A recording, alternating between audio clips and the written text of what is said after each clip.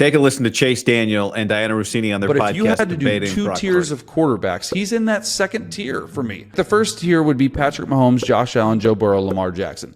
Those are the four guys I truly believe can put their team on their back and get to the game, which is the Super Bowl. And then you have Jalen Hurts is in there, Herbert, Stafford, Jared Goff, I think Jaden Daniels, along with Dak, CJ Stroud, Brock Purdy. Like, I do think he's in that second, so maybe that's top 12. If he is a top quarterback, truly, how come no teams have called to trade for him? Oh. So that kind of tells you how the rest of the league views him without Kyle Shanahan, perhaps. You as a quarterback are the system. The system is you. You should not punish Brock Purdy for being in a system that fits him well. There's a reason why it looks better than Jimmy Garoppolo ever did. Okay. So, this is what makes the Brock Purdy thing. People ask me, like, don't you get tired of talking about Purdy? No, because there's so many good arguments on both sides. I thought the first part of what Chase Daniel said, I don't agree so much with his last point, but the first part of what he said and the thing that Dianna said, I think are both true. And we talked about this at the end of last week. If you heard what I said about Danny Parkin's argument about Purdy, he's like, he's not a top 10 quarterback. And then he argued the four quarterbacks that are top five quarterbacks.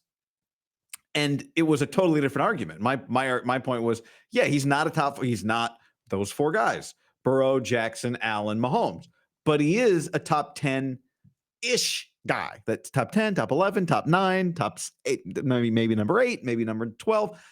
But they're all kind of in there together. And so when Dianna Russini says, well, if he's top 12, if he's top 10, then how come nobody is trying to trade for him right now?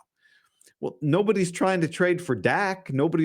People would trade for CJ Stroud because of the upside potential, because you really have to, and it takes several years, to either tank your stock or rise your stock in a significant way. You really have to work to change people's perceptions of you. And when I say that, it almost sounds like like a perception's not real. You have to prove yourself. You either have to prove that you are a franchise quarterback, or you have to prove that like Sam Darnold's an example. Sam Darnold was once upon a time believed to be a franchise quarterback, and then he tanked his career. Then he spent 1 year in San Francisco rebuilding it, and then he came back last year in Minnesota and threw for 4,300 yards and 35 touchdowns, which is almost as many touchdowns as he threw in the first 2 years in the league combined. He had career highs in nearly every statistical category. If not for Joe Burrow, he might have been the comeback. I mean, he had a chance to be the comeback player of the year. And he basically signed a 1 year, $38 million contract with Seattle. So, I know people, the pro Purdy, as if there's like pro Purdy, anti Purdy. They're just Well, how come Brock gets treated like he's the 262nd pick? Because it takes years to overcome it. Here's Darnold, who was taken at the top of the draft, but he had so many bad years that even with an incredible year and a Shanahan tree coach, people watched and went, yeah. I know it's 3 years, $100 million on paper, but it's really 1 year, prove it, $38 million contract for him. So part of the reason why Purdy, people aren't banging down the Niners' doors because they don't have Shanahan. Like, this is where I disagree with the second point from Chase Daniel. Shanahan does factor in here. The fact that Jimmy Garoppolo looked better than he's ever looked with Kyle Shanahan. The fact that Matt Ryan had a great career, but at his best, it was with Kyle Shanahan. The fact that Shanahan and guys like Shanahan often make quarterbacks look their best does factor in. Like so many things in your life that are worth more to you than worth to somebody else, Brock Purdy's worth more to the 49ers than he's worth to somebody else because they have Kyle Shanahan. And for other reasons. Like, part of having a quarterback is helping that quarterback become a franchise quarterback. Leadership, marketing, all that stuff. And for the 49ers, because I get this, it's a good question. Like, hold on, if no one's banging down the door to trade for him or to pay him, to trade and pay him, then why do the 49ers have to give him, $300 million or $225 or $215 million guaranteed and a $55 million AAV? It's a fair question. Like, who are you bidding against is basically the question. And it's kind of tough to answer because there's a lot of logic in that. For those of you that They've asked that question. I've gotten that question a few times. Part of it is that you want to build a contract that rewards a player for living up to their full potential, but also gives a team the flexibility in 2 or 3 years to get out of it, which is what I think the Niners will end up having. And the other part of it is that the cost of replacement is so high in terms of just the wear and tear it puts on your franchise trying to find a guy. Now, if you have the top pick and it happens to be that, a blue chip, that Andrew Luck's in that draft, then it's easy. But it's hard. So for a team that doesn't have Purdy, why not shoot for a top tier guy? Okay, that's fine. But if you're the Niners and you're almost to the top with your quarterback play, the cost of sending Purdy away and then having maybe 2 or 3 years or 4 years or 5 years, you get so lucky to get him. Look how you got him, not by design.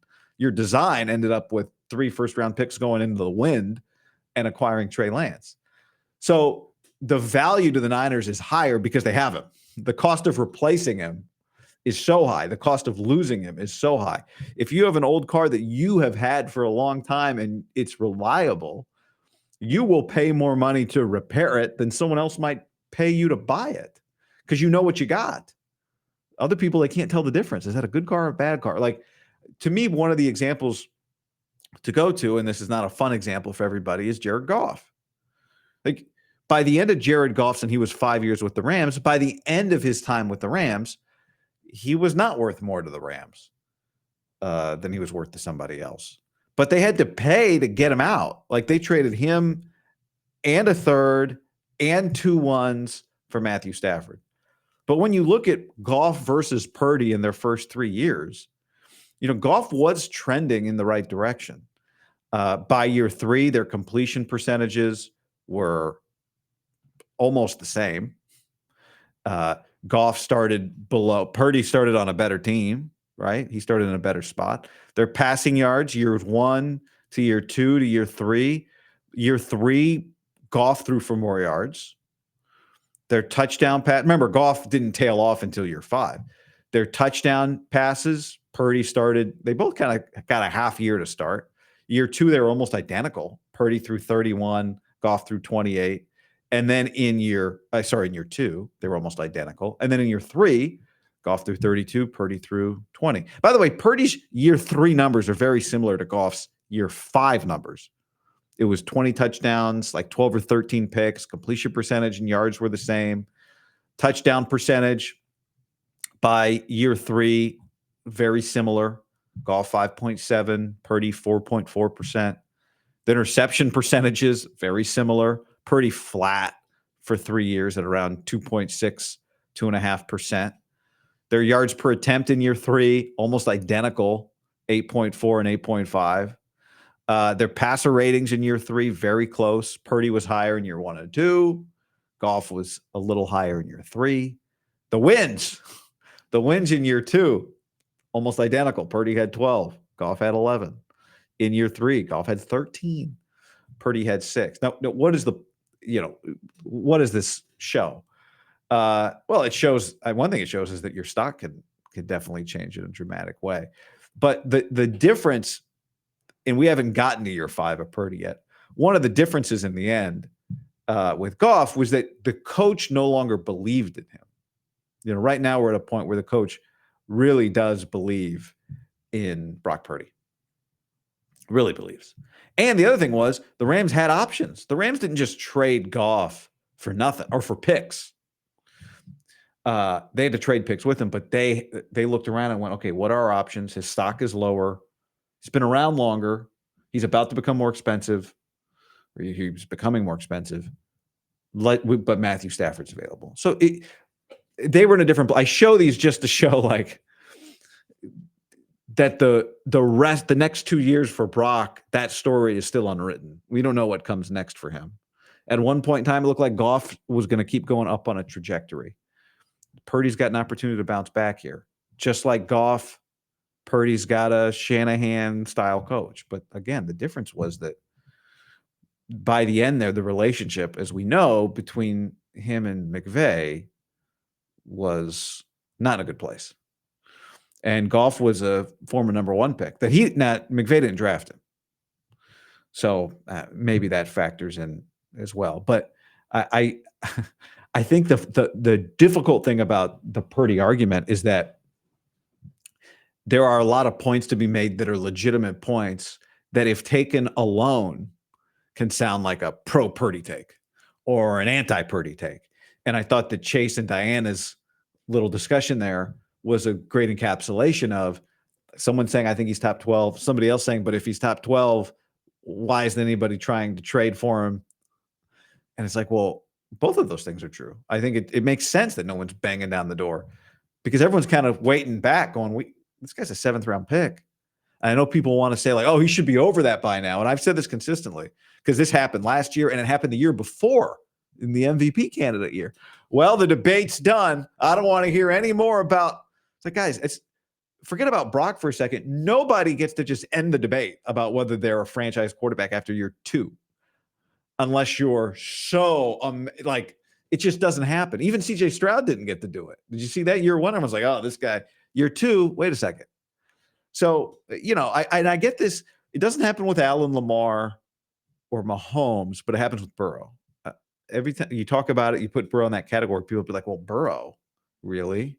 He can't perform without Jamar Chase. And it's like, I don't think there's much debate to have about Joe Burrow. What's funny about Burrow is he's not the Josh Allen, Lamar Jackson, just physical everything.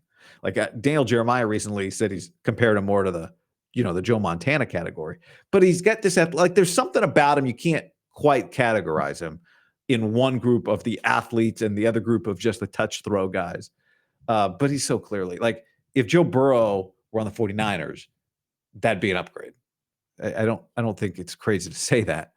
And yet also Brock Purdy's a good quarterback and he would be hard to find a better quarterback to replace him. And to go back to the point about like investing in your guy from a leadership, marketing, all that stuff, franchise quarterback standpoint, part of it is you're betting that because you have Kyle Shanahan, get the best out of him, that he'll bounce back and be better, that he's young enough that he'll continue to get better. And part of it is like sending a message to your locker room and your team. No, this guy, we believe in this guy. This is the guy you're following. This is our leader. And, some of that stuff doesn't appear on the analytical spreadsheet. And I'm not anti-analytical spreadsheet at all. But some of that stuff where you pay a guy based on what it means to be a quarterback. And there's just a level of responsibility that comes with it that some guys can handle and some guys can't. And you believe that Purdy can. That you pay for. That's part of what you pay for. So, like most Purdy discussions, this one doesn't end anything.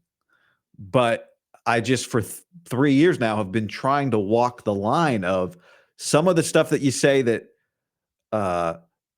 elevates him is true. Some of the stuff that you say that questions him is also true. Both of those things can happen, and he can still be the kind of guy that can win you a Super Bowl. That is worth building a team around, that is worth supporting, that is worth elevating.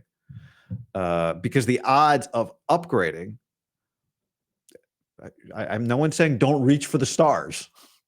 But if you're moving on from Purdy, what you're trying to get, it's not Dak. You're not trying to go from Purdy to Dak. It doesn't, but the odds are that you don't even get Dak. Like in this draft, Cam Ward is going to go number 1. And then there's Shador, and then there's Jackson Dart. And everyone's really bullish, myself included, on Cam Ward. The odds that he's ever Dak are under 50%.